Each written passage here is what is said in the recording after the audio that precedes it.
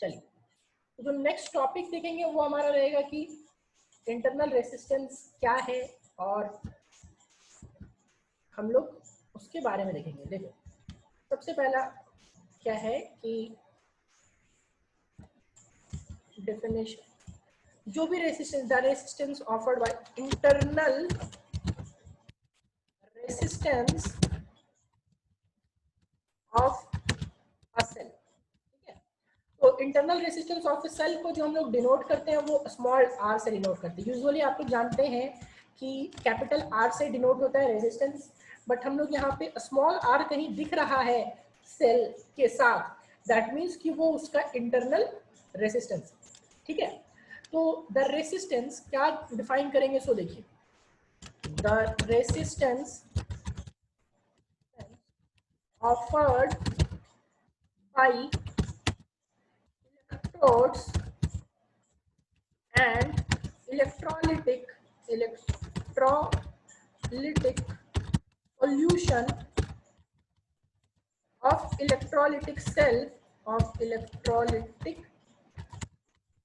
cell is known as internal resistance of cell. Internal resistance of cell मतलब क्या, मतलब ये कि जो भी रेसिस्टेंस ऑफर किया जाता है किसके द्वारा, जो इलेक्ट्रोड होता है वो और जो इलेक्ट्रोलाइटिक सॉल्यूशन होता है वो, उस दोनों के द्वारा जो इंटरनल रेसिस्टेंस ऑफर किया जाता है उसको हम लोग क्या बोलते हैं, internal resistance of a cell. और हम लोग उसको डिनोट कैसे करते हैं, स्मॉल आर से डिनोट करते हैं। ठीक है, नेक्स्ट जो हम लोग देखेंगे, depend internal resistance depends on following factors. Internal resistance depends on following factors. अच्छा, एक बात बताओ कि अगर जैसे आपने सुना है ना कि एक स्ट्रॉन्ग इलेक्ट्रोलाइट होता है, एक वीक इलेक्ट्रोलाइट होता है, पढ़े हैं केमिस्ट्री में।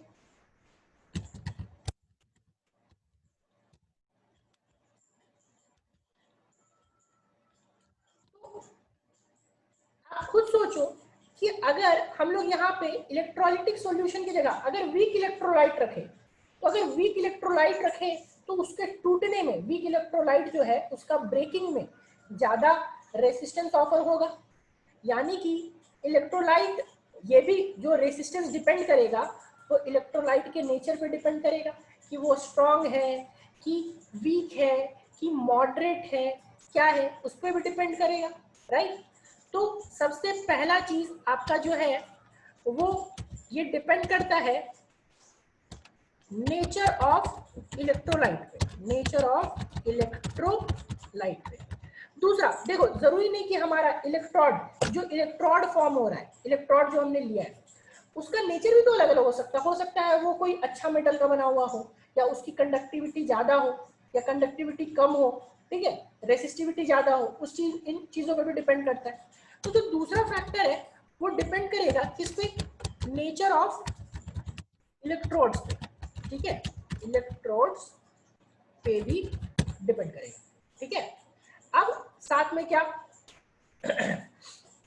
देखो, नेचर ऑफ इलेक्ट्रोड्स हुआ। तीसरा, अभी जो जैसे मान लो इलेक्ट्रोड आपका, सपोज कुछ भी आप ले लो, इलेक्ट्रोड एक बड़ा सा है, अब कितना उसका पार्ट जो है इलेक्ट्रोड का, कितना पार्ट इलेक्ट्रोलाइट में डूबा हुआ है, इमर्ज्ड है, उस पर भी डिपेंड करता है।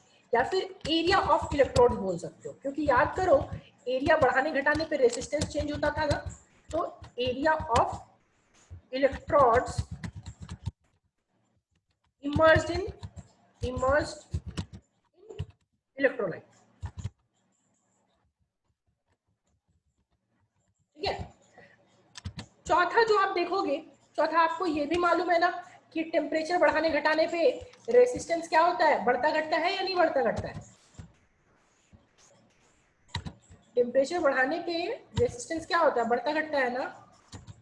तो चौथा जो है वो है किस पे डिपेंड करेगा, टेम्परेचर ऑफ इलेक्ट्रोलाइट लाइट।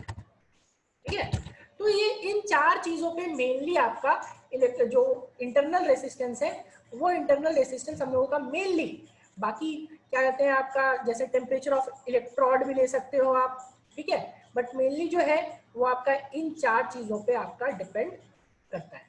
ठीक है, चलो नेक्स्ट हम लोग देखते हैं अभी नेक्स्ट जो रिप्रेजेंटेशन होगा, ठीक है, कि रिप्रेजेंटेशन सेल का कैसा होगा। तो अभी तक जो आपने रिप्रेजेंटेशन देखा, रिप्रेजेंटेशन ऑफ अ सेल, तो अभी तक सेल का जो रिप्रेजेंटेशन आपने देखा था वो सिंपली हम लोग क्या करते थे, सिंपली ऐसा ड्रॉ कर देते थे। बट अब इसके साथ यहाँ पे, ठीक है, ध्यान से मेरी बात को समझिएगा, इसके साथ यहाँ पे एक रेसिस्टेंस लगा हुआ भी मिलेगा। ठीक है, ये इसका ईएमएफ दिया हुआ रहेगा E, EMF will be what E, और इसका resistance will be R. Small R का मतलब इंटरनल रेसिस्टेंस।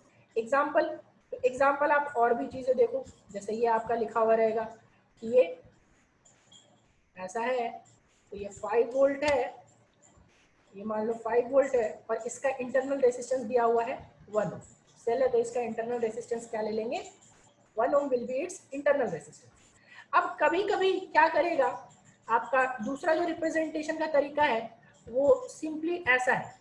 ठीक है, दूसरा रिप्रेजेंटेशन का तरीका, सेल तो यही रहेगा, कुछ रिप्रेजेंट नहीं करेगा, रेसिस्टेंस जो ये स्मॉल आर है उसको रिप्रेजेंट नहीं करेगा, उसको लिख देगा ई कमा आर।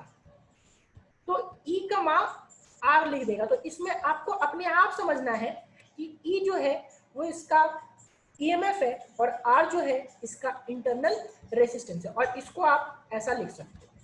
ठीक है, कि मान लो यहाँ पे आपका 5 वोल्ट ऐसा लिखा हुआ है कि 5 वोल्ट कमा 1 ओम, तो 5 वोल्ट कमा 1 ओम कहीं लिखा हुआ है तो आप सबका दिमाग ये खराब हो जाएगा, सर 5 वोल्ट के बाद 1 ओम क्यों लिख दिया।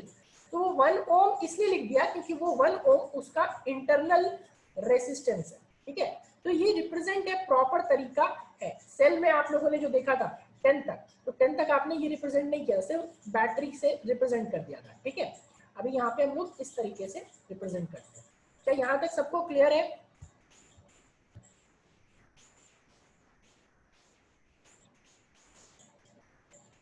बताओ, क्या यहाँ तक सबको क्लियर है?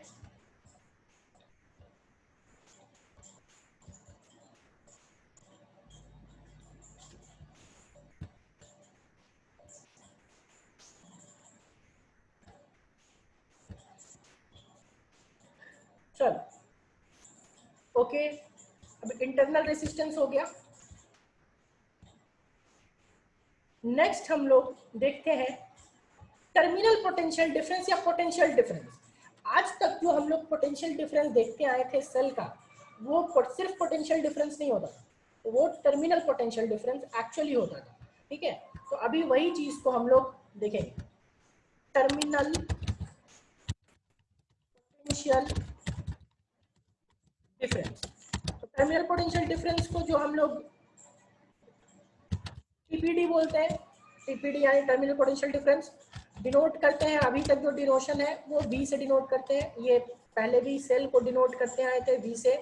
ठीक है, तो पोटेंशियल वी होता था, तो ये वी आपका वी वोल्ट का है। ठीक है, अभी देखो इलेक्ट्रोलाइटिक सेल जो ईएमएफ डिफाइन किया, तो ईएमएफ क्या डिफाइन किया था कि ओपन सर्किट में, देखो जो ईएमएफ अभी हमको डिफाइन किया था वो वहां पे डिफाइन किया था ना कि ओपन सर्किट में जो आपका वोल्टेज डिफरेंस आता है, ठीक है, उसको हम लोग क्या बोलते थे, ईएमएफ। अभी हम लोग टर्मिनल पोटेंशियल डिफरेंस में देखेंगे कि क्या आता है। देखो इसको भी हमने क्या डिफाइन किया, देखो यहाँ पे the potential difference develop across the two electrodes when the electrolytic cell is in open circuit. पूरा का पूरा डेफिनेशन यही रहेगा, सिर्फ ओपन सर्किट की जगह पे क्लोज सर्किट रहेगा। और क्लोज सर्किट में, क्लोज सर्किट क्या मतलब स्विच ऑन। ठीक है, क्लोज सर्किट का मतलब कि आपको स्विच ऑन रखना है। ठीक है, तो अभी नेक्स्ट हम लोग वापस इसको क्या करते हैं, देखते हैं, और इसको डिफाइन सेम डिफिनेशन होगा। The potential difference develop, the potential difference developed across the two electrodes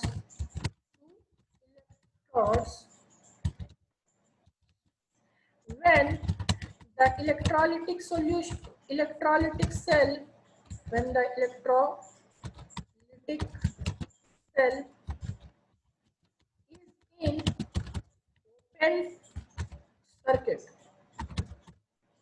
is in circuit open circuit, sorry, open नहीं, closed circuit, closed circuit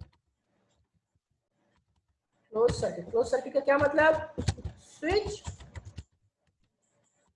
on,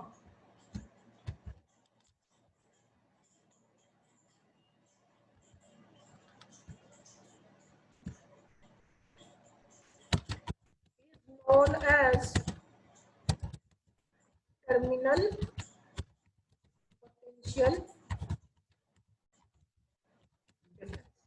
मतलब कि अभी क्या करना है हम लोगों को, वो जो स्विच था, पहले स्विच ऑफ था, तो स्विच ऑफ यानी ओपन सर्किट, तो ओपन सर्किट में जो पोटेंशियल डिफरेंस आया उसको क्या बोले? ईएमएफ। लेकिन अभी स्विच ऑन कर देंगे, जैसे स्विच ऑन कर देंगे तो मैं आपको ये देखो, ये मान लो हमारे पास है, और इसमें ये जो सेल है, इस सेल में हम लोगों को क्या करना है? इस सेल में हम लोगों को ये स्विच ऑन कर देना है, ठीक है? ये मान लो ये स्विच हो गया। अब बताओ, ये स्विच ऑन हो जाएगा तो क्या करंट इससे फ्लो करेगा या नहीं करेगा? बताओ, कुछ ना कुछ तो करंट यहां से फ्लो करेगा ना। करंट आई जाए या कुछ भी जाए, ये करंट अभी फ्लो करेगा या नहीं फ्लो करेगा? इलेक्ट्रॉन ऐसे जा रहा है तो ऑब्वियसली करंट ऐसा फ्लो करेगा। सोचो,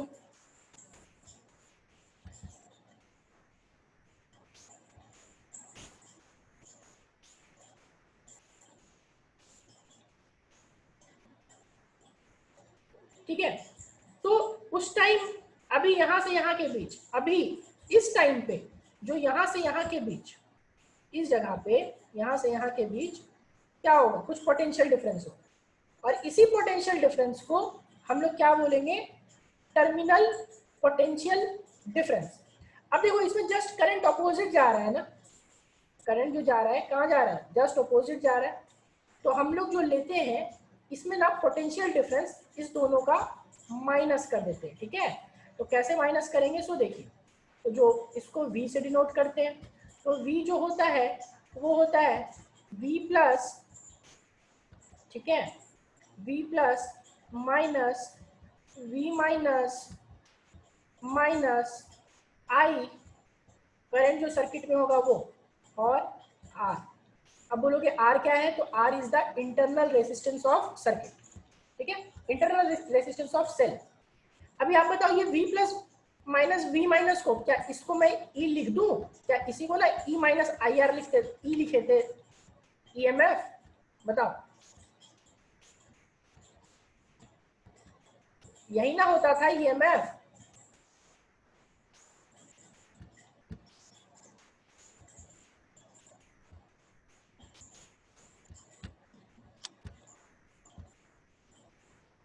चलो देखो, अभी आप मुझे एक चीज और बताओ, क्या ईएमएफ हमेशा, मेरी ये बात बताओ कि ईएमएफ ज्यादा होगा या टर्मिनल पोटेंशियल डिफरेंस ज्यादा होगा?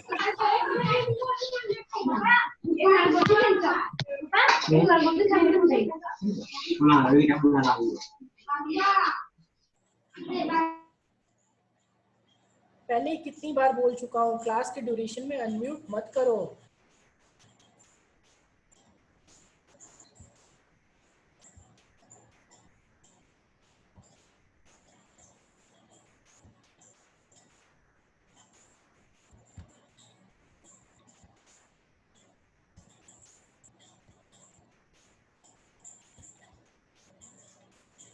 चलो अब ये सब बताओ कि कौन सा ज्यादा होगा, टर्मिनल पोटेंशियल डिफरेंस V ज्यादा होगा या E ज्यादा होगा?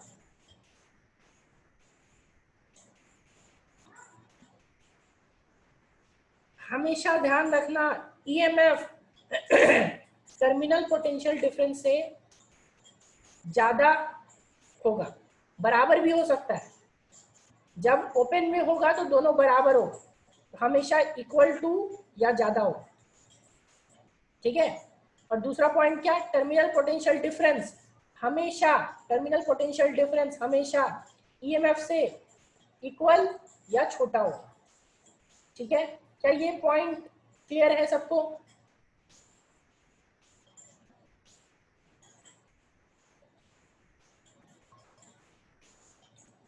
क्या ये पॉइंट क्लियर है सबको?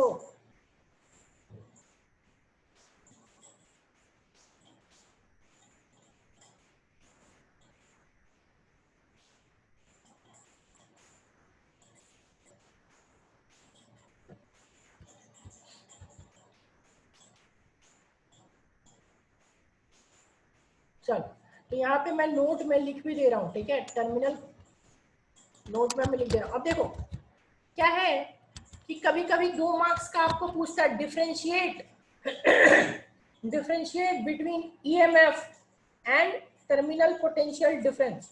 क्या आप लोग डिफरेंशिएट कर लोगे दोनों के? 2 मार्क्स का पूछे, 2 पॉइंट, मैक्सिमम 2 से 3 पॉइंट लिखना है, क्या वो दोनों लिख लोगे टेबल बना करके?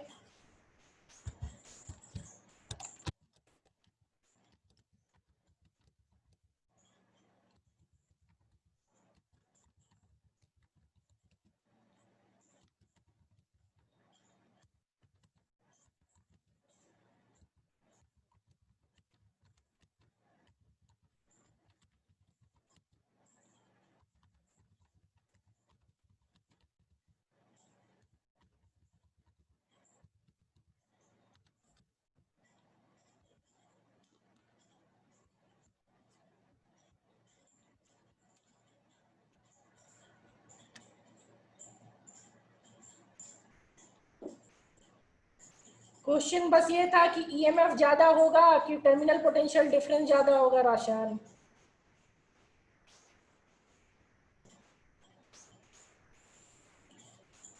फॉर्मूला मैंने डिराइव कुछ नहीं किया है, फॉर्मूला ये आपको लिख दिया है कि ये चीज आपका, यहाँ पे आपको वो चीज लेकर के चलना है। देखो ये जो सर्किट है, इस सर्किट में ये आर रहेगा और ये सर्किट क्लोज रहेगा और ये आई ऐसे जाएगा, तो इसके अक्रॉस जो वोल्टेज ड्रॉप होगा रेसिस्टेंस के अक्रॉस, वो क्या होगा, V equals to I R. होगा नहीं होगा? ये बताओ, ये अगर स्मॉल आर है तो V equals to I R लेके चलेंगे ना। नेट जो वोल्टेज होगा वो नेट वोल्टेज में क्या करेंगे, इसका जो वोल्टेज ड्रॉप है, इसका जो वोल्टेज ड्रॉप है उसमें ये वोल्टेज ड्रॉप घटा देंगे, ठीक है। तो ये वोल्टेज ड्रॉप घटा देंगे तो क्या हो जाएगा, ये एक्चुअली था क्या, एक्चुअली क्या था, ये V प्लस था और दूसरा क्या था, माइनस V माइनस था, और लास्ट में क्या करना है, आई आर को माइनस कर देना है। क्यों माइनस करना है, क्योंकि करंट इलेक्ट्रॉन के फ्लो के जस्ट करंट अपोजिट है, ठीक है। बाकी ये किरचॉफ लॉ बताऊंगा उस टाइम, एक बार और बताऊंगा ये, तो उस टाइम ज्यादा अच्छे से क्लियर हो, क्योंकि उस टाइम किरचॉफ लॉ लगाने में आपको आसानी हो, ठीक है। क्या अभी क्लियर हुआ ये?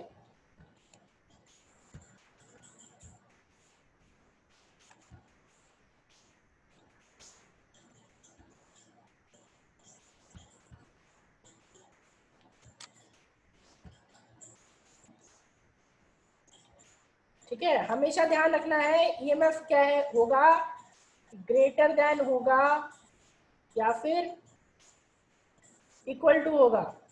तो आपको कभी कभार 2 मार्क्स का पूछेगा डिफरेंशिएट बिटवीन इलेक्ट्रोमोटिव फोर्स या फिर EMF and terminal potential difference. तो वही पूछ रहा हूं मैं, क्या अब हो जाएगा, दोनों पॉइंट लिख लेंगे, एक ये दोनों लिख लेंगे। आपको सर्किट अगर 3 मार्क्स का आएगा तो सर्किट वर्किट भी बना देंगे, एक सर्किट में स्विच ऑन रहेगा, दूसरे सर्किट में स्विच ऑफ रहेगा, क्या हो जाएगा,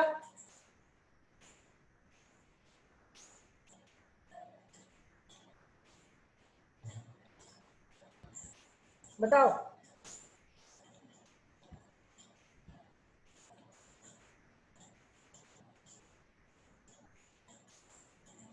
लेस देन कभी नहीं होगा श्रेया, ईएमएफ कभी भी आपका वोल्टेज ईएमएफ जो है कभी भी पोटेंशियल डिफरेंस से कम नहीं होगा।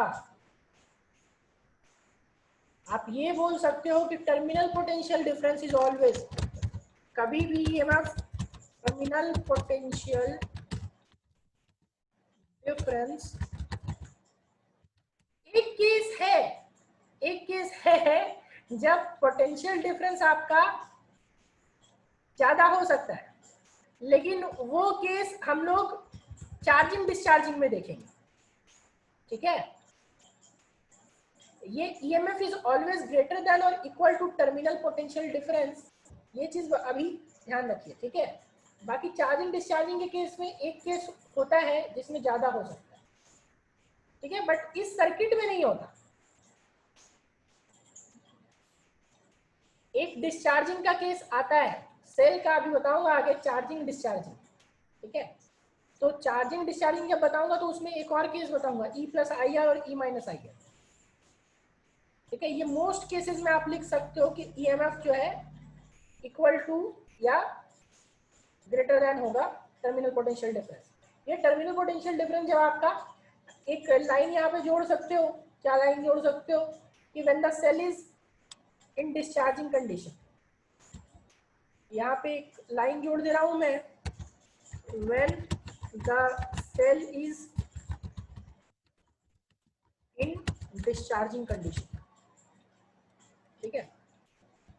ये तभी वैलिड है जब when the cell is in discharging. अब सेल डिस्चार्जिंग का क्या मतलब हुआ? सेल डिस्चार्जिंग का मतलब हुआ जैसे फोन अभी आप यूज कर रहे हो तो उसका बैटरी जो है ना वो डिस्चार्ज हो रहा है,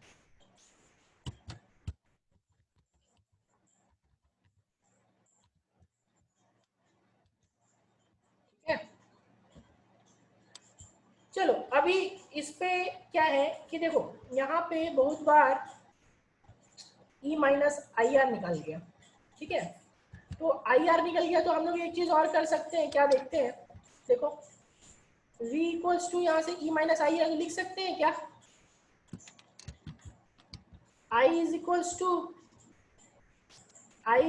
to E minus V by R, ये लिख सकते हैं या नहीं लिख सकते बताओ।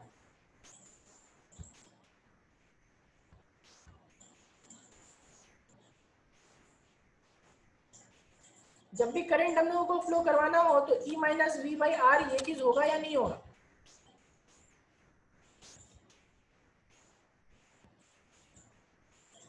ठीक है। अब कभी कभी पूछेगा मैक्सिमम करंट आई मैक्स, ठीक है। तो आई मैक्स पूछेगा तो जो टर्मिनल पोटेंशियल डिफरेंस ये वी जो है ना वो जीरो हो जाएगा, v की वैल्यू जीरो कर देंगे, पोटेंशियल मतलब वो आपका क्या करोगे, ओपन सर्किट कर दोगे, स्विच को ऑफ कर दोगे, तो स्विच को ऑफ कर दोगे तो v जीरो हो जाएगा ना, तो E विल बी क्या, E बाई आर, ये ध्यान रखिएगा। क्या सबको यहाँ तक क्लियर है, इसको बताओ।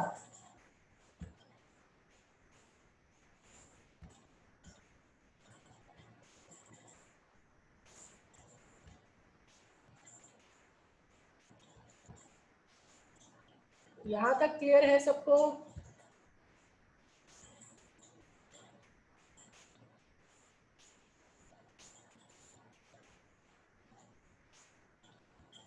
चलिए फिर आज हम लोग यहीं तक रखते हैं।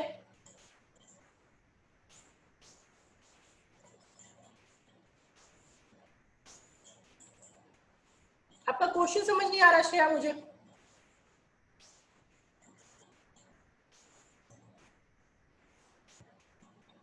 तो आज यहीं तक रखते हैं, टॉपिक यहीं तक रखूंगा, कोई डाउट है तो आप लोग पूछ लो।